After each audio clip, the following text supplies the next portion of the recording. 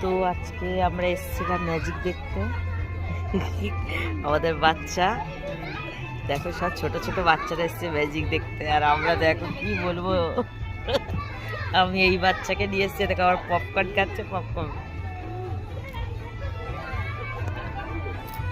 তো শরীর খারাপ হয়েছিল বলে অনেকদিন আমরা বাইরে বেরোচ্ছি না, তোমরা তো ভিডিও দেখতেই পাচ্ছ না।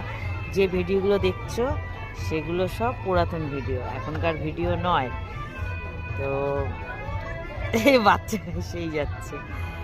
তো যাই হোক, তোমরা অনেকে আমাকে মেসেজ করেছো, দিদি তোমার শরীর খারাপ, কী হয়েছে কী হয়েছে, কী হয়েছিল গো?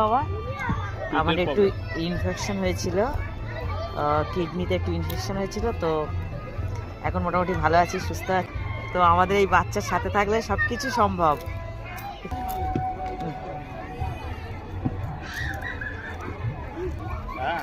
খুবই শরীর খারাপ ছিল, মাঝখানে আমি মরে গেলে কি হতো? আমাদের বাচ্চাটাকে তোমরা একটু খবর টবর নিও মাঝে মাঝে, কোনোদিন যদি শোনো যে আমি মারা গেছি। দেখো দেখো, মানুষ এখন কখন চলে যায় কেউ বলতে পারে না।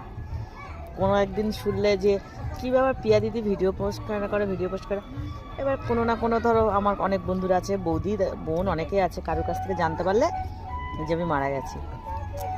এরকম মাঝে মাঝে বাচ্চাটার একটু খবর নিও, কারণ এখন ইয়ং ছেলেরাই মেয়ে পাচ্ছে না, ও তার মেয়ে পাবে না। তোমরা শালি সেজে, ভাই সেজে, বন্ধু সেজে, কি গায়ে মরে গেলে তুমি খুশি হতো? এত হাসছে, এত হাসছে কেন?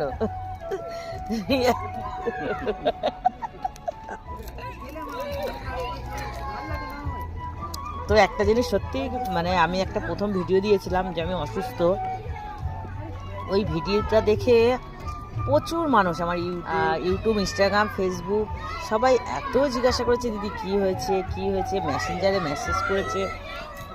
তোমরা যে আমাকে এত ভালোবাসো, আমার জীবনে আমার কিছু দরকার নেই। আমি দেখো কোথাও অনেক দূরে এগিয়ে যেতেও চাই না, আমার ভালো লাগে ভিডিও করতে, আমি ভিডিও বানাই। আর সব থেকে ভালো লাগে তোমরা এত ভালোবাসা দাও, তাই তো? তোমরা এত ভালোবাসো, এটাই ভালো লাগে, আর কিছু না। আমার যদি অন্য কিছু হওয়ার থাকতো, দেখো আমাকে অনেকে লাইভ করতে বলে, ফটো পোস্ট করতে বলে, আমি কিন্তু করি না। আমি ভিডিও বানাতে ভালোবাসি, শর্ট ভিডিও। তোমাদের দাদাভাইও ভালোবাসে, তোমরা জানো। ভিডিও বানাই, ভিডিও পোস্ট করতে ভালোবাসি, আর তোমরা ভালোবাসা দিও, ব্যাস এটুকু, আর কিছু না। ওকে, টাটা।